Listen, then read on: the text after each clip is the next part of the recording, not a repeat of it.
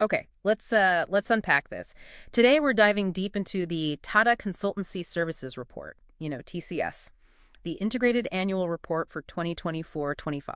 Right, it's a big one. Huge. Our mission really is to pull out the key stuff. I mean, how does a giant tech company, what is it, over 600,000 people? Yeah, 607,000 associates, 55 countries, Yeah, around $30 billion in revenue. Massive scale. exactly. How do they navigate, well, everything that's changing? And you'll see how they frame themselves as this perpetually adaptive enterprise. That phrase really caught my eye, too. It's not just about reacting, is it?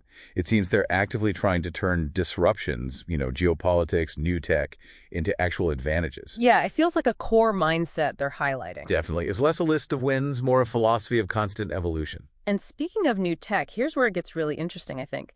The report talks about generative AI, not just as like the next big thing, but they call it a civilizational shift. That's quite a statement. It is bold. And they're backing it up, right? Investing in the infrastructure, building these intelligent agent solutions.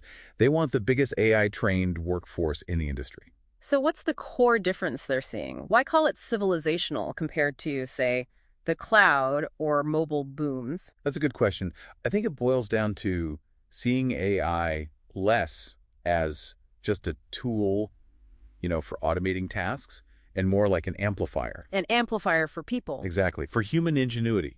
Their whole strategy seems focused on augmenting human capability, not replacing it. They're prepping everyone for this, sort of redefining that human-AI partnership inside the company. Okay, and we saw some, well, frankly, surprising examples of this in action, like the drug design one. Oh, yeah, that was fascinating. Using Gen AI, they helped a pharma client whip up over 1,300 potential drug molecules for some target. And got it down to 12 candidates for actual lab testing. Right, and the time saving was just incredible. A typical 12-month cycle crunched down to 8 weeks. 8. It's transformative speed. But, in a field like pharma, super regulated, does that speed create new risks? How do they manage that side of things? That's a really sharp point. The report doesn't dive super deep into the risk protocols, but it does imply strong human oversight. The fact that they shortlisted 12 for in vitro testing suggests AI speeds up discovery. But the crucial validation, that's still very much human-led, human expertise. It's AI amplified, not AI replaced. Keeps those checks in place. Got it. So it's accelerating, not totally automating the critical judgment calls? Precisely. Then there's the public infrastructure stuff, too. Massive scale again. Oh, yeah, the electoral roll management in India, ERO-Net 2.0. ERO for electoral roll operations, yeah. Over 1 million officials using it. Managing registrations, updates, and the numbers are staggering. Printing over 250 million photo ID cards. And 1.25 billion voter information slips. It just shows how tech can enable these huge human-led processes, right? Streamlining civic functions for, 1 billion people. It's incredible reach. And they're applying similar ideas internally, too. Yeah. Genie AI-powered digital concierges for their own employees. And seeing results. Yeah, they report a 2% productivity bump for over 100,000 users globally.